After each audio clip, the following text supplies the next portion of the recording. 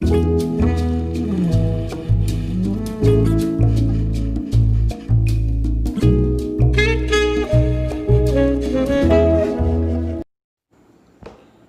Students. आज हम लोग क्लास 11th का इंट्रोडक्शन लेक्चर शुरू करने जा रहे हैं, जिसमें हम बुक कीपिंग और अकाउंटेंसी यानी पुस्तपालन और लेखाकर्म के बारे में पढ़ेंगे। बच्चों, आपको पुस्तपालन और लेखाकर्म यानी कि बुक कीपिंग अकाउंटेंसी आप लोग कॉमर्स के लिए नया सब्जेक्ट है, तो इसमें घबराने की ज़रूरत नहीं है। तो सबसे पहले हम डिस्कस करेंगे बुक कीपिंग। पुस्तपालन कला व विज्ञान है, जिसके अनुसार वे कंपनी या निगम एवं व्यक्तियों के अन्य संघ एवं संस्थाओं आदि के द्वारा व्यावसायिक सौदों तथा इससे संबंधित वित्तीय प्रकृति के अन्य सौदों का मौद्रिक रूप से लेखा किया जाता है, ताकि इस उद्देश्य की पूर्ति हो सके जिसके लिए वह लिखे गए हैं। यानी कहने का मतलब ये हुआ कि पुस्तपालन यानी बुक कीपिंग ऐसा विज्ञान या कला है जिसके अंतर्गत कोई व्यक्ति है या कोई बिज़नेस फर्म है या कोई कंपनी है या कोई कॉरपोरेशन है जो अपने अकाउंट्स को लिखता है, व्यावसायिक सौदों को लिखता है और उसके संबंधित वित्तीय प्रकृति और अन्य मौद्रिक रूप से लिखे गए चीज़ों को लिखता है, जिससे उनके उद्देश्यों की पूर्ति हो सके। अब ये उद्देश्य और पूर्ति क्या हो सकते हैं कि उन्होंने जो भी अपने मौद्रिक रूप का लेखा किया है उसके बारे में पूर्ण रूप से जानकारी प्राप्त हो उनको, तो इसके लिए वो बुक कीपिंग यानी पुस्तपालन का उपयोग करते हैं। आगे हम इसके बारे में पता भी करेंगे कि इससे हमें क्या क्या चीज़ें मालूम पड़ेंगी। इंग्लिश मीडियम के छात्र थे तो book keeping is an art as well as science of recording business transaction and other transaction of financial related to an individual form, company, corporation and other association of person and institutions in a certain book of regularly recording according to prescribed rules and on the basis of some defined systems and fulfillment of certain objects। यानी किसी rules और regulation के तहत book keeping के अंदर में accounting की जाती है और किसी उद्देश्य को पूर्ति करने के लिए। अब हम डिस्कस करते हैं बच्चों पुस्तपालन के उद्देश्य क्या होते हैं, यानी कि तत्व क्या होते हैं, एलिमेंट्स। तो सबसे पहले ये विज्ञान और कला है। दूसरा ये वित्तीय प्रकृति के सौदों का मौद्रिक लेखा करता है। तीसरा ये कुछ निश्चित पुस्तकों में किया जाता है। चौथा ये निश्चित प्रणाली का उपयोग करता है। पांचवा ये नियमित रूप से और नियमानुसार लिखा जाता है। और छठा है जो इसका उद्देश्य। अब इन सबको हम साइड बाई साइड डिस्कस करते हैं। सो बच्चों, पहला जो पॉइंट है वो विज्ञान और कला यानी कि बुक कीपिंग में जो पहला पॉइंट है वो साइंस और आर्ट है। ये विज्ञान इसलिए है क्योंकि इसके अंदर में क्रमबद्ध ज्ञान का समूह है, जिसके अंतर्गत निश्चित सिद्धांत होते हैं और इस सिद्धांत और नियम के आधारित पे हम बुक कीपिंग यानी कि पुस्तपालन करते हैं। और कला इसलिए क्योंकि इन्हीं विज्ञान और सिद्धांतों के अनुसार इसमें लिखे गए जाते हैं और वो जो लेखा करा जाता है उसे ही कला यानी आर्ट्स कहा जाता है। तो किसी निश्चित उद्देश्य की पूर्ति के लिए वैज्ञानिक सिद्धांतों को अपनाते हुए, क्रमबद्ध ज्ञानों के समूह को अपनाते हुए, निश्चित सिद्धांतों को अपनाते हुए हम बुक कीपिंग करते हैं। सो बच्चों, जो दूसरा पॉइंट है वो है इसके अंदर में वित्तीय प्रकृति के सौदों का लेखा मौद्रिक रूप में है, record of financial transaction in terms of money. बच्चों, बुक कीपिंग के अंदर में या पुस्तपालन में जो हम अकाउंटिंग रिकॉर्ड करते हैं उसका जो मूल्यांकन होना चाहिए वो रुपयों में होना चाहिए। उसका अगर किसी भी सौदे का मूल्यांकन का कोई मौद्रिक वैल्यू नहीं है यानी मॉनेटरी वैल्यू नहीं है तो हम उसको बुक कीपिंग में या पुस्तपालन में रिकॉर्ड नहीं करेंगे। तो बच्चों ये ध्यान रहे कि इसमें केवल वित्तीय स्वभावों के सौदों का लेखा होता है, सभी सौदों का नहीं। सौदों की केवल मौद्रिक रूप में ही लिखा जाता है। तो ये ध्यान रखिएगा कि इन टर्म्स ऑफ मनी यानी कि जो भी ट्रांजेक्शन्स रिकॉर्ड किए जाएंगे उनका मूल्यांकन मनी के रूप में होना चाहिए, उनकी कोई मॉनेटरी वैल्यू होनी चाहिए, उनका कोई मौद्रिक रूप होना चाहिए। बच्चों, तीसरा जो पॉइंट है वो है कुछ निश्चित पुस्तकों में, यानी कि जो पुस्तपालन है वो कुछ निश्चित पुस्तकों में लिखी जाती है, इन सम डेफिनिट बुक्स में लिखी जाती हैं। जैसे कि सौदों का लेखा जो है कुछ निश्चित पुस्तकों में होता है बुक कीपिंग में, जिसके में अंग्रेजी प्रणाली में जिसको जर्नल व लेजर कहते हैं और भारतीय प्रणाली में कच्ची रोकड़ बही व पक्की रोकड़ बही व खाता बही आदि कहा जाता है। यानी कहने का मतलब ये हुआ कि जो भी हम ट्रांजेक्शन्स को रिकॉर्ड करेंगे उस ट्रांजेक्शन को अभी हम लोग आगे पढ़ेंगे भी, तो वो जर्नल में ट्रांजेक्शन रिकॉर्ड होगा और उसके बाद उसका लेजर में खाता बही में ट्रांसफ़र होगा। और अगर हम भारतीय प्रणाली की बात करें तो भारतीय प्रणाली में कच्ची बही और पक्की बही, कच्ची रोकड़ बही और पक्की रोकड़ बही व खाता बही आदि में इसका रिकॉर्डिंग की जाएगी, यानी इसको लिखा जाएगा।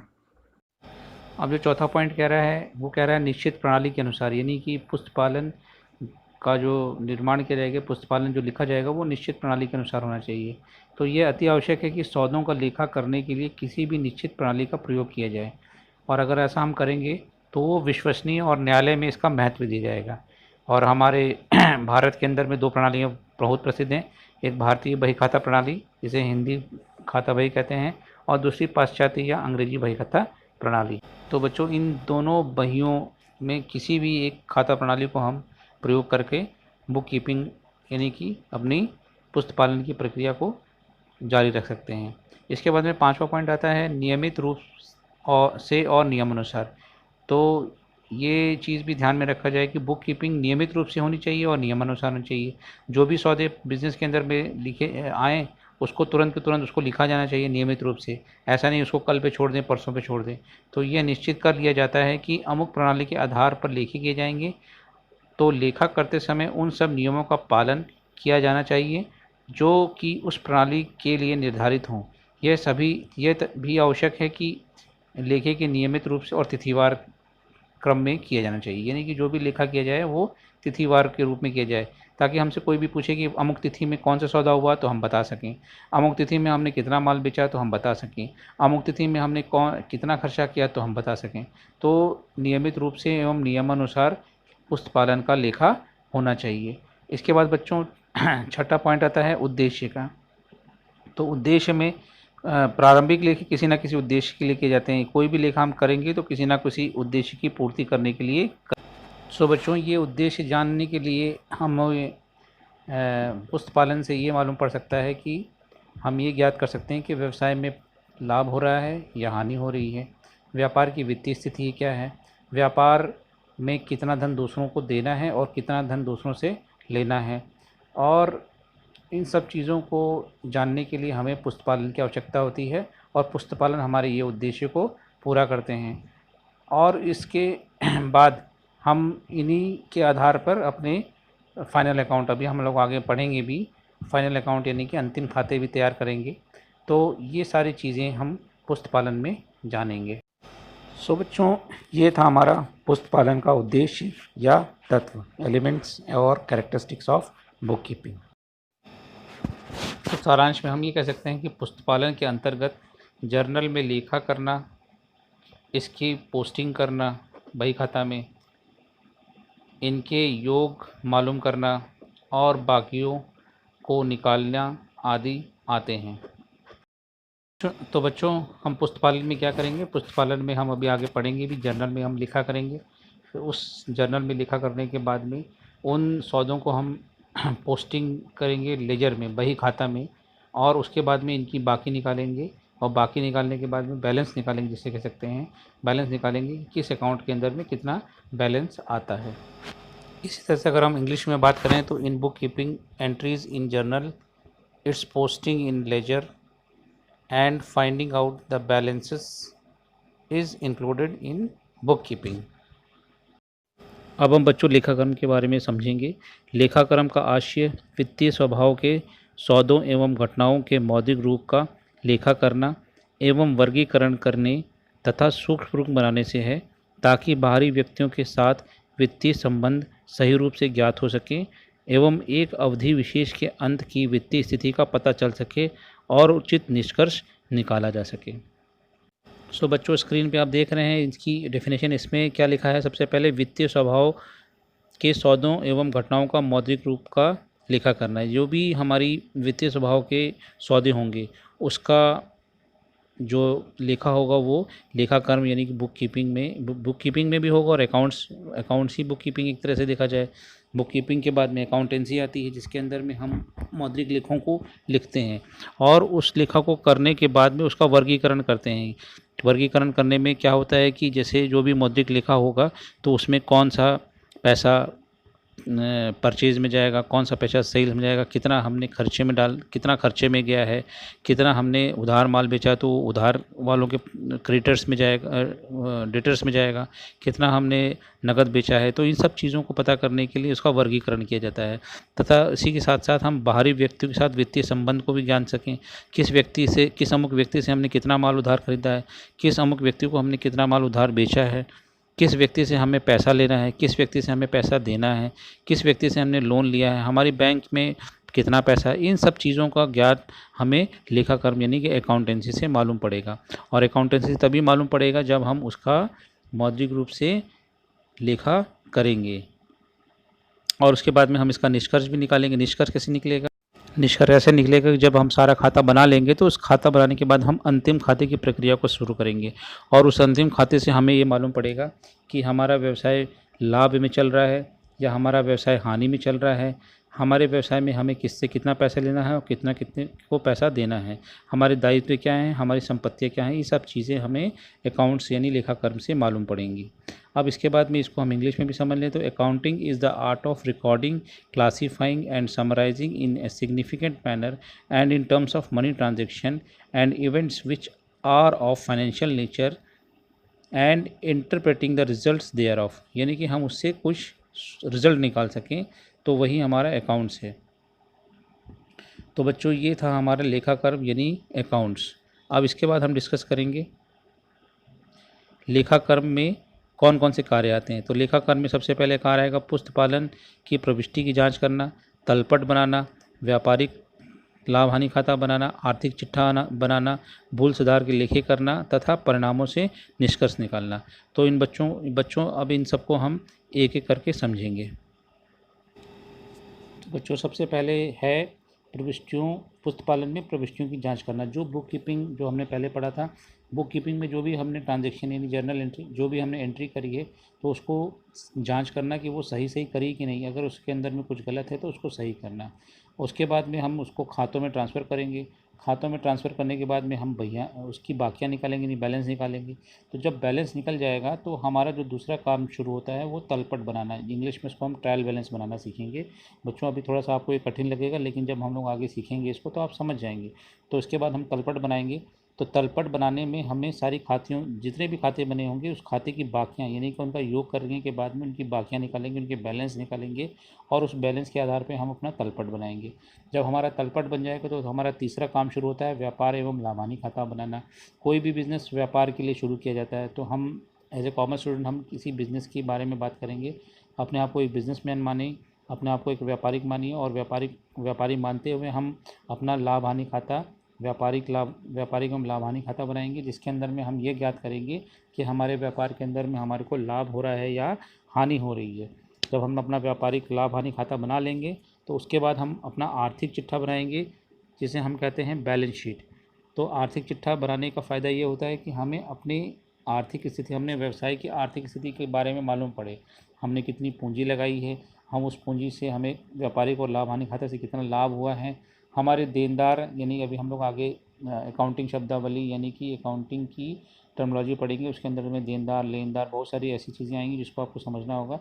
तो हमको किसको कितना पैसा देना है वो हमारे लेनदार होंगे, हमको किससे कितना पैसा मिलेगा वो हमारे देनदार होंगे। इसके अतिरिक्त हमारे व्यापार के अंदर में कौन कौन सी संपत्तियां हैं उसकी क्या वैल्यू, ये सारी चीज़ें हमें आर्थिक चिट्ठे में मिलेंगी। उसके बाद में पांचवा जो है वो है भूल सुधार लेखे करना। भूल सुधार लेखे करने का मतलब ये हुआ कि कभी कभी मानव है तो मानव के साथ में भूल होती है, तो उस भूल सुधार का लेखा हम कैसे करेंगे, कोई चीज़ छूट गया लिखने से उसको कैसे लिखा जाएगा, उसको इसके अंतर्गत में किया जाए। तो भूल सुधार लेखे के अंदर में कोई ऐसा सौदा जो उसको हम लिखना भूल गए हो, या कोई गलत सौदा लिख दिया हो, या कहीं पे कोई गलती अकाउंट्स में बनाने में कर दी गई, तो उन सब चीज़ों का लेखा करना हमको कहते हैं भूल सुधार लेखा करना। उसको भी हम अकाउंटेंसी में करेंगे। इसके बाद में हम निष्कर्ष निकालेंगे। निष्कर्ष जो भी परिणाम हमारा आएगा, चाहे वो लाभ हो, चाहे वो हानि हो, चाहे वो क्रय हो, चाहे वो विक्रय हो, चाहे वो हमारे लेनदार हो, चाहे वो हमारे देनदार हो, तो उनसे हम निष्कर्ष निकालेंगे कि हमने अपने व्यवसाय के अंदर में प्रगति करी या हमें और कितनी प्रगति करनी, या हमारे व्यवसाय के अंदर में क्या कमी रह गई, ये सब चीज़ें इससे हम निकालेंगे। अब बच्चों हम पुस्तक पालन और लेखाकर्म के अंतर को समझेंगे। What is the difference between book keeping and accountancy. तो इसके बारे में हम समझेंगे कि इन दोनों के अंदर में अंतर क्या होता है। सो बच्चों, जैसा कि आपको दिख रहा होगा आपकी स्क्रीन पे, पुस्तपालन और लेखाकर्म के बीच में अंतर सबसे पहला है सौदे। सौदे के अंदर में अगर हम बुक कीपिंग की बात करें तो प्रारंभिक पुस्तकों में सौदा लिखना बुक कीपिंग का काम है, यानी पुस्तपालन काम है। और लेखाकर्म यानी अकाउंटेंसी की बात करें तो इस जो हमने सौदे लिखे हैं उस लेखों की जांच करना कि वो ठीक हैं या नहीं, या ठीक से लिखे गए हैं या नहीं। दूसरी बात, अगर हम बात करें पोस्टिंग लिखा है पोस्टिंग की, तो पुस्तपालन के अंदर में यानी बुक कीपिंग में हम जर्नल या इसकी सहायक खाता बही में पोस्टिंग करेंगे। अकाउंटेंसी में इसका क्या काम करेंगे, अकाउंटेंसी में इस पोस्टिंग की जांच करेंगे कि वह ठीक है या नहीं। इसके बाद में जो तीसरा पॉइंट है वह है योग व बाकियाँ निकालना। तो जो हम जर्नल और लेजर बनाएंगे उसकी हम बाकियाँ निकालेंगे और उस बाकियों को लेखाकर्म में यानी अकाउंटेंसी में हम क्या करेंगे, इन योग व बाकियों को तलपट बना करके जांचेंगे वह ठीक है कि नहीं। यदि हमारा तलपट मिल रहा है तो इसके मतलब कि हमने अपने अकाउंट को सही बनाया है। इसके बाद में हम समायोजन व भूल सुधार के लेखे करेंगे। इसके अंदर में पुस्तपालन की बात करें तो इसमें समायोजन और भूल सुधार के लेखे शामिल नहीं किए जाते, जबकि लेखाकर्म यानी अकाउंटेंसी की बात करें तो इसमें समायोजन और भूल सुधार के लेखे शामिल किए जाते हैं। यानी कि अगर हमने कोई भूल कर दी है तो उसका सुधार करना अकाउंटेंसी में पॉसिबल है, पुस्तपालन में उसको हम नहीं कर सकते। इसके बाद में माल खाता, लाभ हानि खाता, आर्थिक चिट्ठा बनाना। तो पुस्तपालन के अंतर्गत में हम इसके अंतर्गत माल खाता, व्यापार खाता, लाभ हानि खाता और चिट्ठा बनाते नहीं हैं, इसके अंदर में नहीं बनाया जाता फाइनल अकाउंट। जबकि लेखाकर्म के अंदर के में हम ट्रेडिंग अकाउंट भी बनेंगे, लाभ हानि खाता, माल खाता और आर्थिक चिट्ठा तैयार करेंगे। तो ये था बच्चों पुस्तपालन और लेखाकर्म का अंतर। इसके बाद में अंतर क्या हम बढ़ाएंगे, तो पुस्तपालन की बात करें तो विशेष ज्ञान व योग्यता। पुस्तपालन के लिए यानी कि इसमें लेखाकर्म की विशेष ज्ञान व योग्यता की आवश्यकता नहीं पड़ती है, जबकि लेखाकर्म यानी अकाउंट्स की बात करें तो इसमें विशेष ज्ञान, पर्याप्त योग्यता की आवश्यकता होती है। आजकल लेखपाल होने के लिए यानी चार्टर्ड अकाउंटेंट की परीक्षा पास करने की जरूरत है, ये अकाउंटेंसी में ही होता है। उत्तरदायित्व की बात करें तो पुस्तपालक लेखाकर्म के लिए उत्तरदायी नहीं होता। जो पुस्तपालन की लेखा करता है वो किसी चीज़ का उत्तरदायित्व नहीं होता है, जबकि लेखपालक पुस्तपालन के लिए उत्तरदायी होता है, क्योंकि उसकी देखभाल में ही पुस्तपालन को लिखा जाता है। अब निष्कर्ष निकालने की बात करें कि हम क्या रिजल्ट निकालते हैं, तो पुस्तपालन यानी बुक कीपिंग में हम लेखों के आधार पर निष्कर्ष नहीं निकाल सकते और ना ही निर्वचन कर सकते हैं। जबकि हम अकाउंट्स की बात करें तो इनमें लेखों में जब अंतिम खाते तैयार किए जाते हैं तब इनके आधार पर निष्कर्ष निकालते हैं तथा व्यवसाय की वित्तीय दशा आदि के संबंध में निर्वाचन किया जाता है। अर्थात निष्कर्ष निकालने के पश्चात निष्कर्ष के आधार पर परिणामों की व्याख्या की जाती है। तो बच्चों, ये था आपका डिफरेंस अकाउंटेंसी और बुक कीपिंग का। जो अगला टॉपिक है पुस्तपालन और लेखाकर्म के उद्देश्य यानी objectives of book keeping and accountancy. इसके अंदर में हम पुस्तपालन और लेखाकर्म के क्या उद्देश्य हैं उसको डिस्कस करेंगे। तो बच्चों, आपके स्क्रीन में दिख रहा होगा सबसे पहला जो उद्देश्य है क्रय विक्रय तथा शेष रहतिया का ज्ञान, यानी कि हम अपने परचेज और सेल्स के बारे में जानेंगे।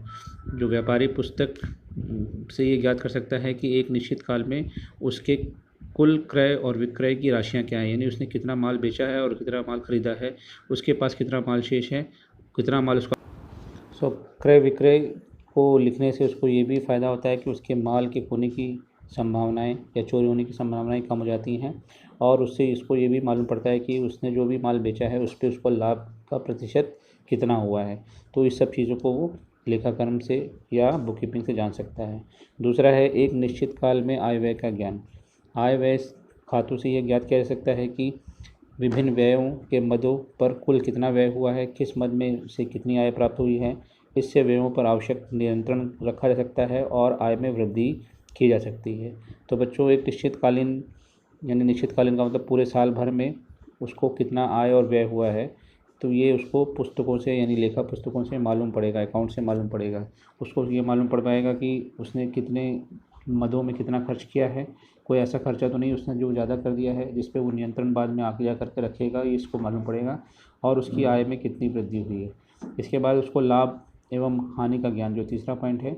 व्यापार तथा लाभ हानि खाता बनाकर व्यापार में होने वाले सकल लाभ अथवा हानि अथवा शुद्ध लाभ अथवा हानि का ज्ञात कर सकता है। तो ये हम लेखाकर्म या पुस्तपालन से ही ज्ञात कर सकते हैं। इसके बाद में चौथा पॉइंट है संपत्ति एवं दायित्वों का ज्ञान। वर्ष के अंत में आर्थिक चिट्ठा बना करके व्यापारी ये ज्ञान ज्ञात कर सकता है कि उसके पास में कितनी, उसके व्यापार में उसके पास कितनी संपत्ति है, उसके दायित्व कितने हैं, उसकी पूंजी का अनुपात क्या है। और पांचवा पॉइंट है आर्थिक स्थिति का ज्ञान प्राप्त होना। आर्थिक चिट्ठे का विश्लेषण से व्यापारी आर्थिक स्थिति का ज्ञान प्राप्त कर सकता है।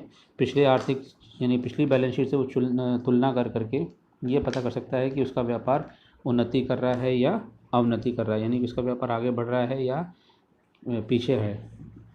उसके बाद छठा पॉइंट है देनदार व लेनदारों के विषय में ज्ञान। पुस्तकों एवं बहियों से हमें लेनदार और देनदारों के बारे में उपयोगी सूचनाएं प्राप्त की जा सकती हैं, जैसे देनदारों से कितनी रकम वसूल करनी है, लेनदारों को कितना भुगतान करना है, कितनी रकम देनदारों से वसूल नहीं हो सकती, या देनदार व लेनदारों की रकम अधिक होने पर उधार विक्रय तथा क्रय पर नियंत्रण रखा जा सकता है। तो देनदारों और लेनदारों के विषय में हमारे को ज्ञान होगा कि किससे कितना हमें पैसा लेना है, लेनदारों को हमें कितना पैसा देना है, कितने ऐसे देनदार हैं जिनसे हमें पैसे मिलने की संभावनाएं कम है, और उधार, इससे हमें क्या फ़ायदा होगा, इससे हमें ये फ़ायदा होगा कि हम अपने उधार विक्रय और उधार क्रय पे नियंत्रण यानी कंट्रोल रखेंगे। उसके बाद में जो सातवां पॉइंट बच्चों आपको दिख रहा है वह है रोकड़ स्थिति का ज्ञान। रोकड़ बही में तथा बैंक पासबुक में, जब हम बैंक में खाता खुलाते हैं तो उसे एक बैंक पासबुक मिलती है, तो रोकड़ बही तथा बैंक पासबुक में से रोकड़ की स्थिति की जानकारी हो जाती है कि व्यवसाय में कितना कैश पड़ा है। रोकड़ बही के रोकड़ शेष से का वास्तविक रोकड़ है और बैंक शेष का पासबुक से मिलान किया जा सकता है। पूंजी का सही ज्ञान होना। पूंजी खाते से पूंजी की वास्तविक स्थिति ज्ञात हो जाती है। पूंजी में वृद्धि हो रही है या कमी, पूंजी पे लाभ का प्रतिशत क्या है, पूंजी और संपत्तियों का क्या अनुपात है, इत्यादि। तो हमें जब हम अकाउंट्स बनाएंगे या जब हम बुक कीपिंग करेंगे तो हमें अपनी कैपिटल यानी पूंजी का भी सही ज्ञान होगा। फिर है व्यावसायिक आवश्यकताओं का ज्ञान। पुस्तकों से यह ज्ञात किया जा सकता है कि किस समय व्यवसाय की क्या आवश्यकता है और उचित समय पे उसका प्रबंध किया जा सकता है। तो हमें पुस्तकों से मालूम पड़ेगा, जैसे कि मान लीजिए हमने व्यापार के लिए माल खरीदा और माल को बेचा, अब व्यापार के अंदर में कितना स्टॉक बचा हुआ हो सकता है कम है, तो हमारे को पुस्तकों से ज्ञान हो जाएगा कि हमारे पास में इतना स्टॉक बचा हुआ है, हम अपनी गुड्स को खरीद लें यानी हम अपने माल को खरीद लें। फिर है 10वां पॉइंट है भूलों से बचाव। व्यापारिक लेन देनों का लेखा भविष्य में होने वाली भूलों से बचाव हो जाता है। तो व्यापारिक लेन देनों का अगर हम अच्छी तरीके से रेगुलर लिख रहे हैं, उसको बराबर से लिख रहे हैं, तो हम ऐसा कोई सौदा भूल नहीं सकते जिसको हमने लिखा नहीं हो। अगला है 11वां पॉइंट साख प्राप्ति में वृद्धि। अगर हमने अकाउंट्स बराबर बना के रखे हुए हैं तो यदि हमें भविष्य में बैंकों से लोन लेना पड़े तो हम उन अपने आर्थिक चिट्ठे को, अपने अकाउंट्स को दिखा करके बैंक से लोन ले सकते हैं। बैंक की जानकारी प्राप्त कर सकता है कि इनका व्यवसाय सही चल रहा है या नहीं, और उन्हीं लेखा अकाउंट से या उन्हीं लेखा कर्मों से ही हमको देख करके वो लोन देने के लिए तैयार हो सकता है। तो इस तरह से हमने डिस्कस किया कि हमारे लेखाकर्म और पुस्तपालन के क्या क्या उद्देश्य हैं। अब अगला जो टॉपिक है वह है पुस्तपालन एवं लेखाकर्म से लाभ, advantages of book keeping and accountancy. इसके अंदर हम पुस्तपालन एवं लेखाकर्म से होने वाले लाभों के बारे में चर्चा करेंगे। तो बच्चों आपकी स्क्रीन में दिख रहा होगा, जो सबसे पहला लाभ है वो कर्मचारियों के छल कपट से बचाव। जो हमारे कर्मचारी हमारे यहाँ पे काम कर रहे हैं तो पुस्तकों के माध्यम से उनके छल कपट आदि का पता चलता है और उस पर हम नियंत्रण रख सकते हैं यदि हमने कायदे से यानी हमने योजनाबद्ध तरीके से अपने अकाउंट्स को बनाया है, तथा उनकी कार्य क्षमता की भी जांच की सकती है कि कौन कर्मचारी कितना अच्छा कार्य कर रहा है। तो ये सब चीज़ें हम पुस्तपालन या लेखाकर्म से जान सकते हैं। नेक्स्ट है भूलों से बचाव। लेन देनों का यथा समय अगर हम पुस्तकों में लेखा कर दें तो भूल चूक होने की संभावनाएं कम रहती हैं। इसी कारण व्यापार में ये कहावत बहुत प्रचलित है, पहले लिख पीछे दे, भूल पड़े कागज़ से ले। अगर हम कुछ चीज़ को भूल जाते हैं तो हम कागज़ से उसको देख सकते हैं कि हमने, क्योंकि अगर हमने उसको लिखा हुआ है तभी हम उसको जानेंगे। तो भूलों से बचाव करने में भी हमें लेखाकर्म और पुस्तपालन सहायता करता है। सो बच्चों, तीसरा पॉइंट आप देख रहे होंगे व्यापार के मूल्यांकन में सुविधा। पुस्तपालन तथा लेखाकर्म की सहायता से व्यापार का उचित और सही मूल्यांकन किया जा सकता है। व्यवसाय का विक्रय करने में इसमें बहुत सुविधा होती है तथा उचित मूल्य प्राप्त हो सकता है। तो होता क्या है कि बच्चों अगर कोई व्यापारी अपने व्यापार को बेचना चाहता है, तो अगर उसने पुस्तपालन लेखाकरण अच्छे तरीके से कर रखा है, तो वो अपने व्यापार का सही से मूल्यांकन कर सकता है और व्यवसाय को बेचने की स्थिति में उसे ये मालूम पड़ सकता है कि उसको अपने व्यवसाय को कितने में बेचना है। अगला है तुलनात्मक अध्ययन। विभिन्न वर्षों के लेखा तथा अंतिम खातों की तुलना करके अनेक उपयोगी सूचनाएं प्राप्त हो सकती हैं। बच्चों, अगर हम कोई व्यवसायी है, वो कई सालों से व्यवसाय कर रहा है और उसने अपने अकाउंट्स को बना रखा है, कई सालों से वो अपने अकाउंट्स को भी मेंटेन कर रखा होगा, तो उन अकाउंट को मेंटेन करने के बाद में जब वो उसको पिछले सालों के अकाउंट्स को तुलना करेगा करंट साल यानी चालू वर्ष के वित्तीय खातों से, तो उससे उसको ये मालूम पड़ जाएगा कि हमारा व्यवसाय आगे बढ़ रहा है कि नहीं बढ़ रहा है, हमारा व्यवसाय लाभ कमा रहा है कि नहीं कर रहा है, हमारे व्यवसाय ने पिछले वर्ष की तुलना में इस वर्ष कितना लाभ कमाया, हमारे व्यवसाय में पिछले वर्ष कितना खर्चा हुआ था, इस साल कितना खर्चा हुआ। ये सारी जानकारी इसको अकाउंट्स या बुक कीपिंग से मिल सकती है। 5वां पॉइंट है हमारा कर निर्धारण में सुविधा। आजकल व्यापारी को अनेक कर जैसे आयकर, बिक्री कर, अब तो जीएसटी भी आ गया है, आदि सरकार को देने पड़ते हैं।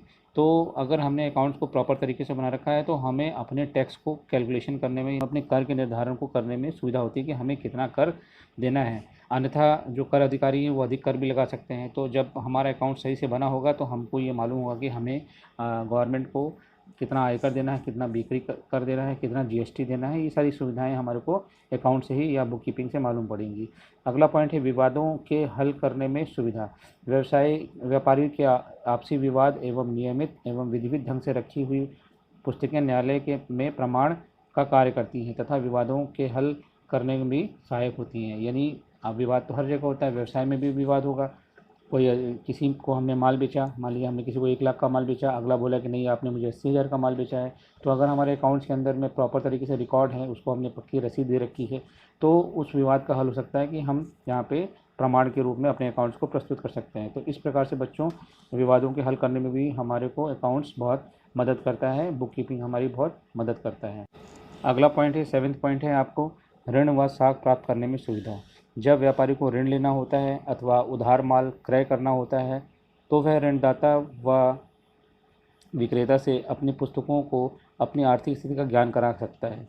यानी मान लीजिए कोई व्यापारी, उसको बैंक से लोन लेना है, तो वो बैंक से लोन लेगा तभी जब वो बैंक वाला बोलेगा कि आप अपना अकाउंट दिखाइए।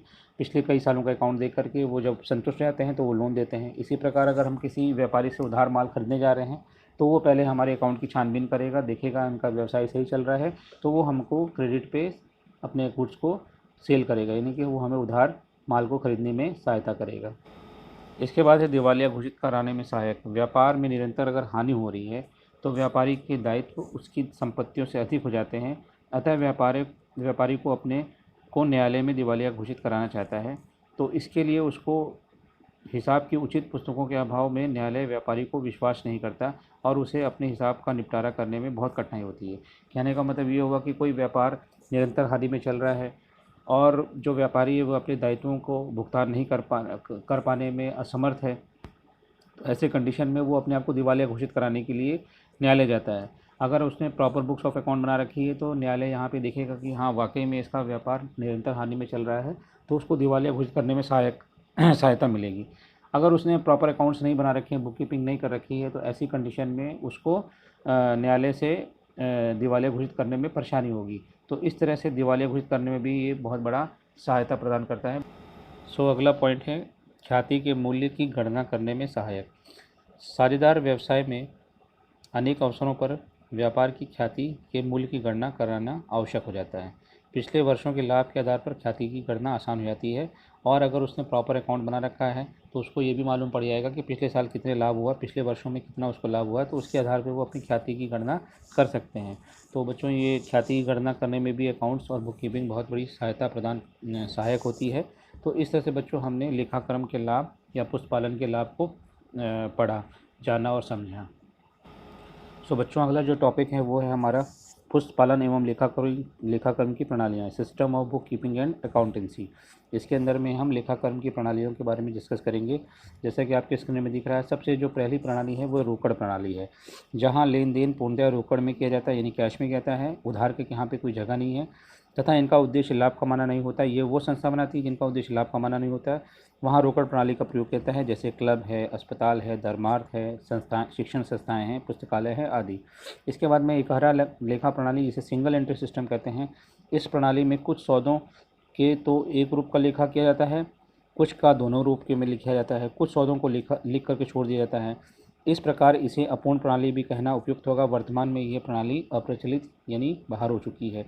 ये सिंगल एंट्री सिस्टम बच्चों, ये छोटे मोटे दुकानदार हैं जो अपने मतलब की चीज़ों को एक कागज़ में या एक कॉपी में नोट कर लेते हैं, तो उसको भी हम सिंगल एंट्री प्रणाली कह सकते हैं, जहाँ पे वो केवल अपने मतलब की चीज़ों से किसी भी चीज़ के बारे में पता कर सकें कि अमुक व्यक्ति से कितना पैसा लेना है, अमुक व्यक्ति को कितना पैसा देना है, या मैंने कितना खर्चा किया।